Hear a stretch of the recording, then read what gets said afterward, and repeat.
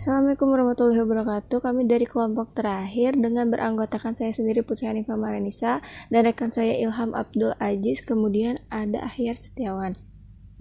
Sini kami akan mempresentasikan laporan karya tulis ilmiah kami yang berjudul Identifikasi Kualitas Website e-Kuliah Politeknik TEDC berbasis Learning Management System Kamilau pada penerapan sistem perkuliahan daring di masa pandemi COVID-19. Baik, dimulai dari abstrak.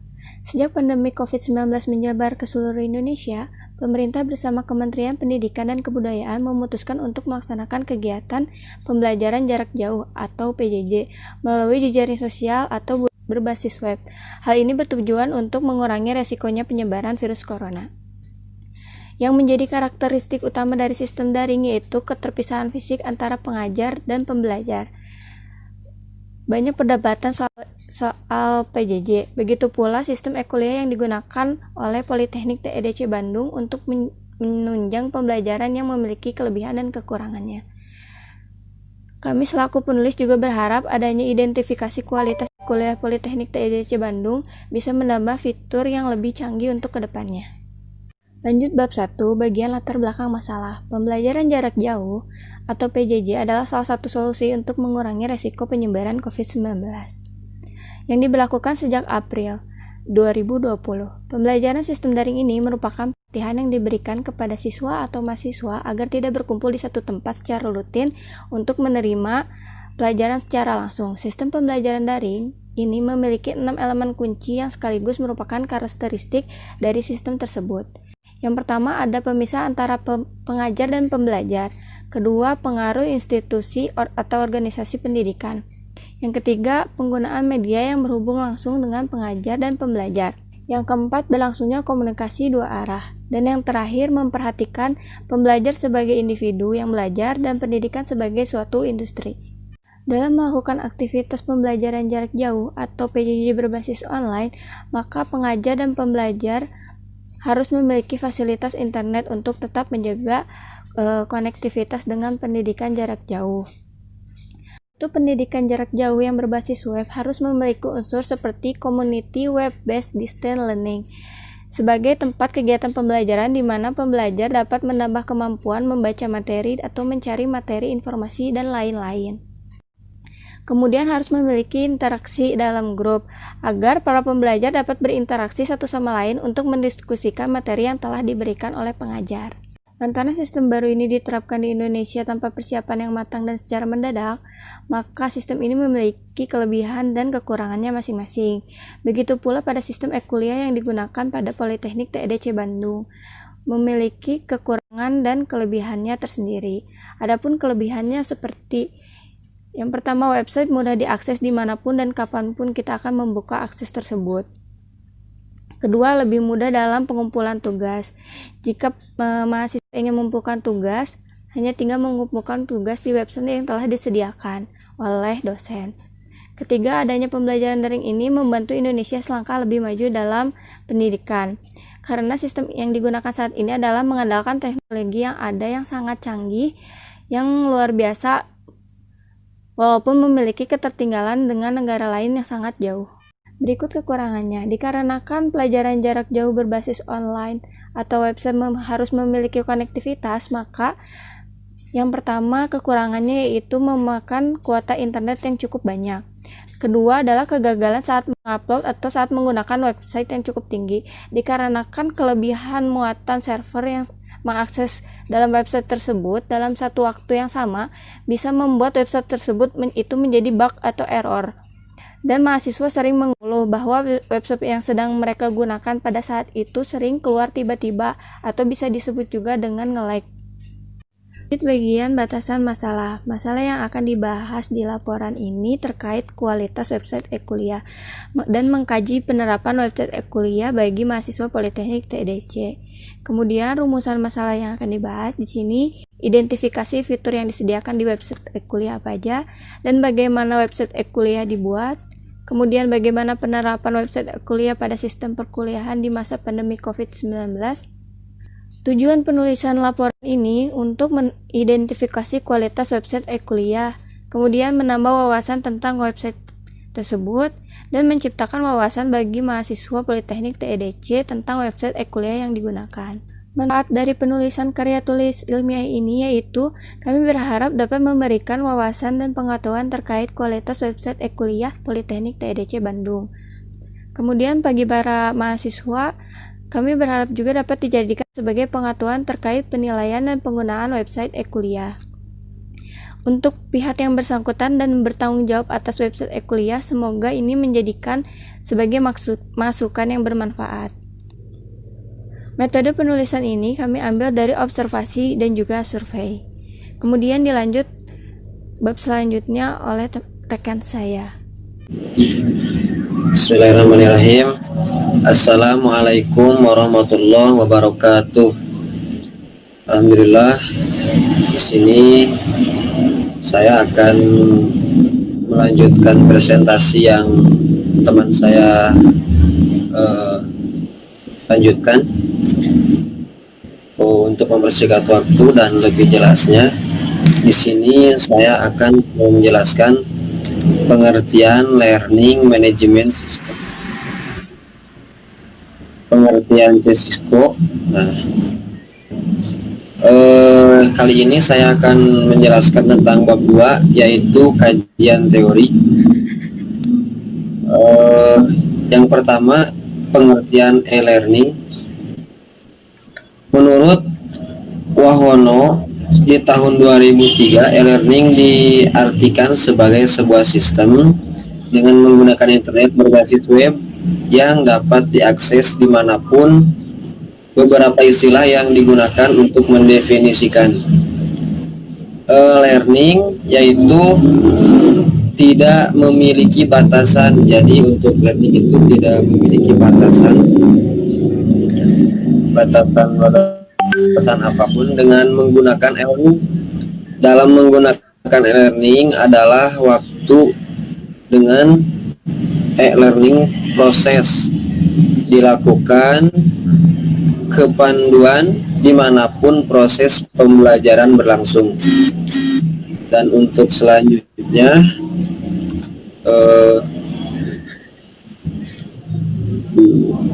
pengertian learning management system.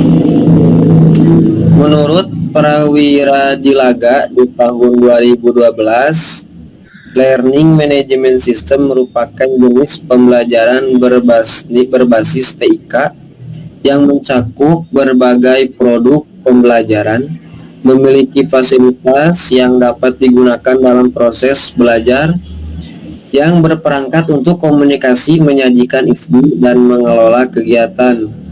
Mengajar LMS merupakan pusat dari sebagian besar kegiatan e-learning. Merupakan istilah global yang dipakai untuk mengembangkan dan mengelola online, menyebarkan materi dan sarana komunikasi dan kolaborasi antara siswa dan guru, mahasiswa dan guru. Dan untuk selanjutnya, pengertian Camilo. Menurut Wikipedia, di tahun 2017, Camilo merupakan salah satu aplikasi manajemen sistem LMS yang bersifat open source. Camilo pertama kali dibuat pada bulan Januari tahun 2020 oleh komunitas Dokeos, salah satu jenis LMS, mengembangkan dan merupakan sistem pembelajaran secara online atau melalui website. Menurut dokumentasi dari situs Camilo di tahun 2018 pada bulan Juli, yang terletak pada tampilan yang simple, lebih memahami dan menggunakan, menyebutnya kelebihan lain yang dimiliki oleh Camilantara, memenuhi Scrum, memenuhi standar ekstabilitas WAI dan seterusnya, perangkat mobile, fleksibel, dan terhubung dengan sosial media, dan tersedia 30 bahasa. proses instalasi mudah terdapat fitur komunikasi dan konferensi. Mungkin hanya segitu yang bisa saya sampaikan. Nanti akan dilanjutkan untuk lebih jelasnya oleh rekan-rekan saya. Bismillahirrahmanirrahim. Mohon izin untuk melanjutkan presentasi dari kelompok 7. Di sini saya Ilham memiliki bagian untuk membahas dan menulis bab 3 terkait pembahasan. Untuk bab 3 sendiri memiliki 3 poin. Yang pertama ada identifikasi fitur situs web e-kuliah. Kedua ada identifikasi pengembangan situs web e-kuliah menggunakan LMS Camilo. Dan terakhir ada analisis data. Untuk lebih lanjutnya kita akan membahas di slide berikutnya. Baik, di poin A ada identifikasi fitur situs web e-kuliah. Poin pertama ada halaman muka. Halaman muka adalah halaman yang pertama kali tampil saat pengguna atau user mengakses halaman web. Di sini, bila saya identifikasi website e-kuliah memiliki beberapa fitur. Pertama ada fitur ganti bahasa. Yang kedua ada fitur login. Ketiga ada fitur berapa jumlah user yang sedang online. Dan terakhir ada fitur footer. Nah, bila diidentifikasi ada beberapa fitur yang hilang yang seharusnya ada di halaman muka, yaitu fitur sign up atau mendaftar, dan kedua adalah fitur lupa password, di mana dua fitur tersebut memiliki peran penting untuk sebuah halaman muka. Yang kedua itu ada halaman beranda. Halaman setelah kita berhasil login dari halaman muka. Di halaman beranda sendiri di sini ada fitur edit profile, course catalog, dan main navigasi. Dan di sebelah kanan ada info terkait user. Yang kedua adalah halaman daftar mata kuliah. Di sini ada beberapa fitur yang memiliki akses yang banyak. Yang pertama ada edit profile, terus ada diurutkan mata kuliah, course catalog, dan course history. Lalu ada skill. Skill memiliki aksi my sertifikat dan my skill. Terus yang terakhir ada main navigasi yang memiliki aksi ubah profilku dan agendaku. Nah, yang di sebelah kanan itu adalah list dari daftar mata kuliah yang telah diikuti. Selanjutnya yaitu ada yang ketiga adalah halaman mata kuliah. Di halaman mata kuliah ini sebelum masuk ke halaman mata kuliah ini, pengguna atau user harus mengakses dulu kelas. Di sini dicontohkan peneliti mengakses kelas bahasa Indonesia. Dan di halaman mata kuliah sendiri memiliki beberapa fitur yang menunjang untuk proses pembelajaran daring. Jadi di halaman mata kuliah bisa diidentifikasi fiturnya komplit untuk menunjang pembelajaran daring. Nah, ini adalah fitur pembelajaran dari halaman mata kuliah. Pertama ada tampilan halaman learning pad. Halaman learning pad adalah halaman untuk pengguna mempelajari materi yang disampaikan dosen. Dan untuk materinya sendiri bisa berupa dokumen yang bisa di-download pengguna atau berupa video yang telah di-upload pengajar atau dosen ke YouTube dan dilampirkan di learning pad. Yang kedua di sini ada tampilan halaman tes atau ujian. Jadi tampilan ini adalah tampilan dari tes atau ujian saat mahasiswa melakukan ujian. Di halaman tes atau ujian sendiri di sini terdapat fitur waktu, terus ada soalnya, itu soal ganda atau soal pun bisa berupa ganda ataupun esai. Dan di bawah ada button end test dan previous question yang memiliki aksi yang berbeda. Selanjutnya yang terakhir ada halaman progress. Halaman progress sendiri setelah saya identifikasi tidak memiliki manfaat sama sekali. Jadi mungkin kekurangan yang ada atau kekurangan fitur yang ada di situs web e-kuliah, kalau menurut peneliti mungkin disebabkan oleh troubleshooting administrator web yang kurang memaintenance atau ada kesalahan-kesalahan lain. Berikutnya di poin B yaitu identifikasi pengembangan situs web e-kuliah menggunakan Learning Management System Camilo.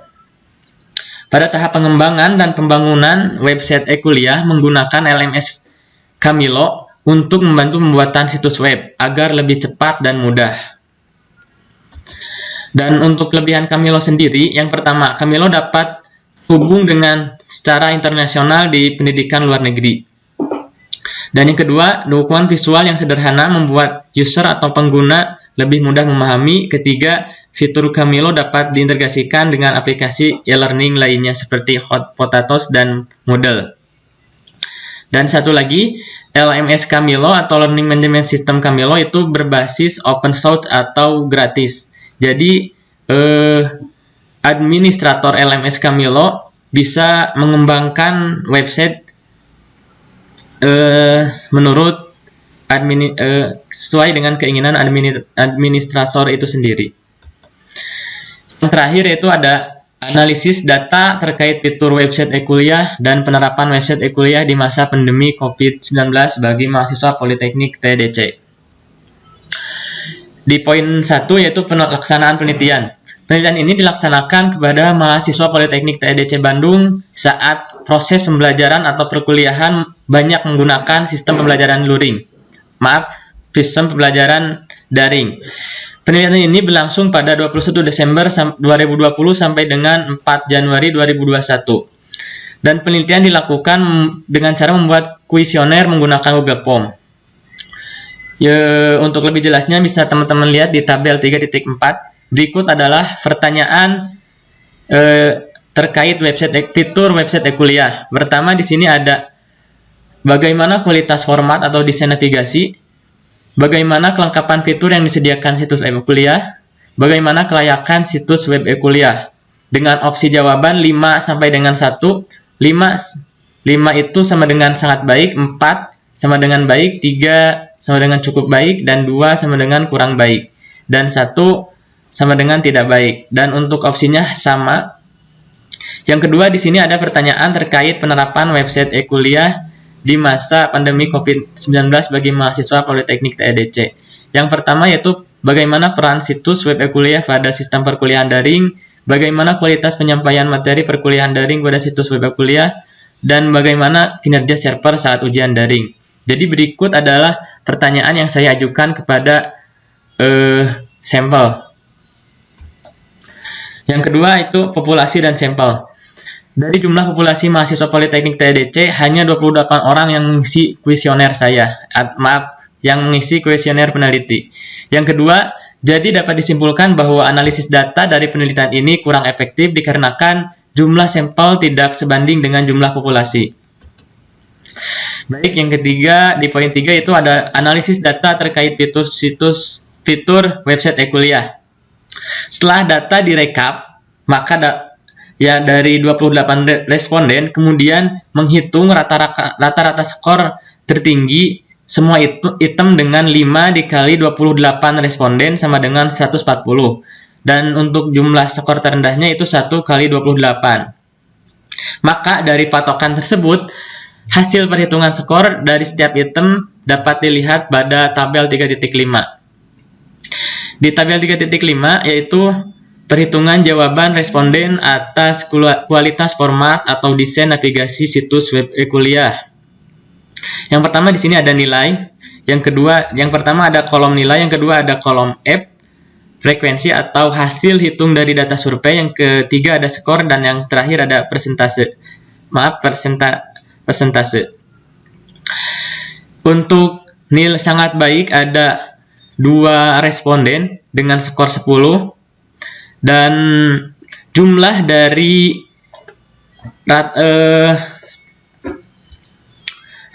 jumlah dari penilaian tersebut dapat dihitung dengan 89 total skor dibagi dengan jumlah skor tertinggi dikali 100, dan untuk persentasinya yaitu 63,57. dengan kategori baik. Selanjutnya ini adalah presentasi terhadap nilai dan tabel presentasi terhadap nilai dan indeks. Bila nilai lebih dari 81 maka sangat baik, lebih dari 61 baik, lebih dari 41 cukup baik, lebih dari 21 kurang baik, dan kurang dari 20% tidak baik. Selanjutnya yaitu tabel 3.7 perhitungan jawaban responden atas kelengkapan fitur yang disediakan situs web kuliah. Dari tabel di atas disimpulkan bahwa 59,29% kelengkapan fitur yang disediakan situs web kuliah dengan kategori cukup baik. Selanjutnya yaitu tabel 3.8 hitungan jawaban responden atas kelayakan situs web kuliah. Disimpulkan bahwa dari tabel di atas kualitas penyampaian materi perkuliahan daring pada situs web kuliah dengan presentasi 63,57% dengan kategori baik. Nah, selanjutnya pada gambar 3.9 dapat disimpulkan bahwa analisis data terkait fitur website e-kuliah memiliki presentasi nilai rata-rata 62,14% dengan predikat nilai baik. Selanjutnya yaitu analisis data terkait penerapan website e-kuliah di masa pandemi COVID-19 bagi mahasiswa Politeknik TDC. Untuk menghitung rata-rata skor masih sama untuk perumusannya. Nah, di tabel 3.9 yaitu perhitungan jawaban responden atas peran situs web kuliah pada sistem perkuliahan daring di masa pandemi COVID-19 sebagai berikut, dan dapat disimpulkan bahwa mahasiswa merasa puas terhadap kualitas format atau desain navigasi dan ditunjukkan dengan presentasi nilai 64,29% dengan kategori baik. Selanjutnya, di tabel 3.10 perhitungan jawaban responden atas kualitas penyampaian materi perkuliahan daring pada situs web e-kuliah. Dapat disimpulkan mahasiswa merasa puas dengan kualitas penyampaian materi perkuliahan daring dengan presentasi 60% dengan kategori baik. Yang terakhir di tabel 3.11 perhitungan jawaban responden atas kinerja server saat ujian daring UTS atau UAS. Dapat disimpulkan dari tabel di atas bahwa mahasiswa merasa cukup terhadap kinerja server saat ujian daring. Hal ini ditunjukkan dengan presentasi 53,57% dengan kategori cukup baik. Berikut pada gambar 3.10 adalah kesimpulan dari analisis data terkait fitur website e-kuliah yang memiliki dari analisis data penerapan website e-kuliah di masa pandemi COVID-19 dengan nilai presentasi 59,29% dengan predikat nilai cukup baik. Baik, selanjutnya yaitu bab 4 penutup. Di bab 4 pertama ada kesimpulan. Berdasarkan hasil penelitian dan pembahasan yang dilakukan oleh peneliti, maka kesimpulan yang didapat adalah 1. Website e-kuliah Politeknik TDC memiliki fitur yang lengkap dengan total rata-rata penilaian 62,14% dengan kategori baik. Maka bila disimpulkan mahasiswa merasa puas terhadap fitur yang disediakan website e-kuliah. Yang kedua, penerapan website e-kuliah Politeknik TDC pada proses perkuliahan daring di masa pandemi COVID-19 memiliki penilaian rata-rata 59,29, maka dapat disimpulkan bahwa penerapan website e-kuliah pada proses perkuliahan cukup. Yang kedua yaitu ada saran. Adapun saran yang diberikan oleh peneliti antara lain 1. Peneliti menyarankan agar diadakan penyuluhan terkait penggunaan website e-kuliah untuk Civitas Akademika Politeknik TDC agar penerapan website e-kuliah lebih efektif. Yang kedua, peneliti menyadari bahwa dalam penelitian ini masih banyak kekurangan. Oleh sebab itu, maka diharapkan kepada peneliti selanjutnya untuk dapat mengembangkan terkait pada penelitian yang sesuai dengan populasi mahasiswa Politeknik.